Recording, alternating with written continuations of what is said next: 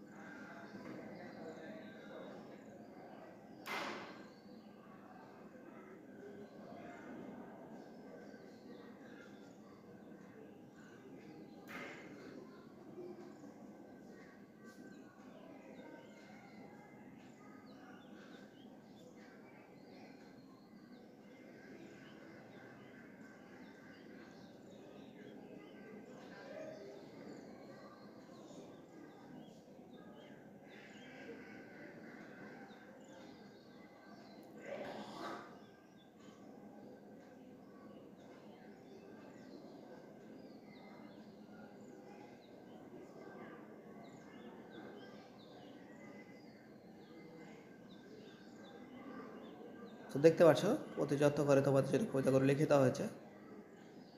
খেয়াল রাখবে যাতে কোনো কিছু ছুটে না যায় তোলার সময়।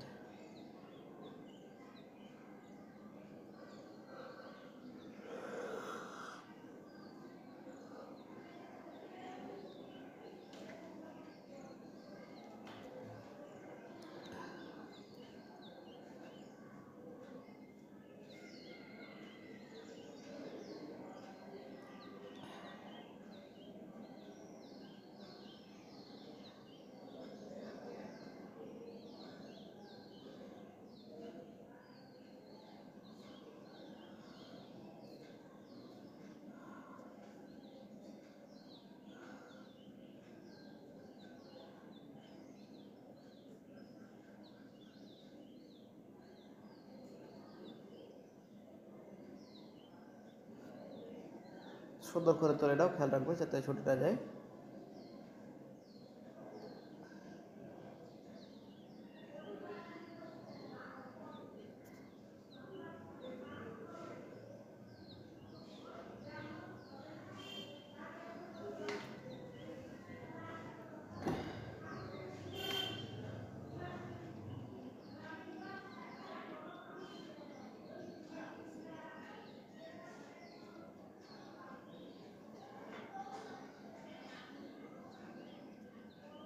এরপর দেখতে পাচ্ছি নতুন একটি কবিতা, এটি লিখেছে জাফর সেলিম। তোমরা তোমরা যখন কবিতাগুলো তুলবে খাতাতে তখন কিন্তু ভিডিওগুলো না টেনে তুলবে, কারণ ভিডিও টানতে গেলে কোন সময় ছুটে যেতে পারে লাইন।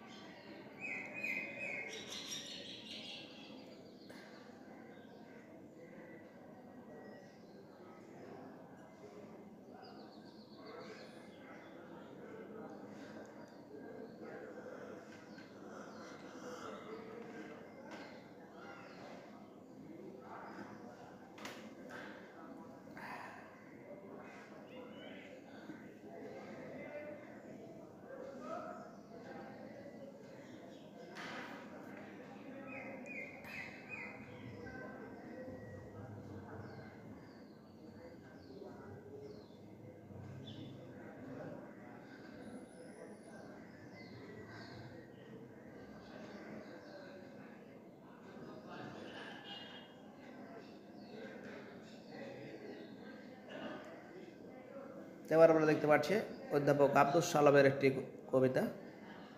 তো তোমরা কিন্তু আসলে এগুলো সুন্দর করে আবৃত্তির নিয়মগুলো জানবে, কারণ আবৃত্তির নিয়ম যদি তুমি না জানো তাহলে সেক্ষেত্রে কিন্তু আসলে এটা হবে না। শ্রোতা এবং পাঠককে উভয় বিরক্ত লাগবে যদি তুমি নিয়মটা না জানো আবৃত্তির।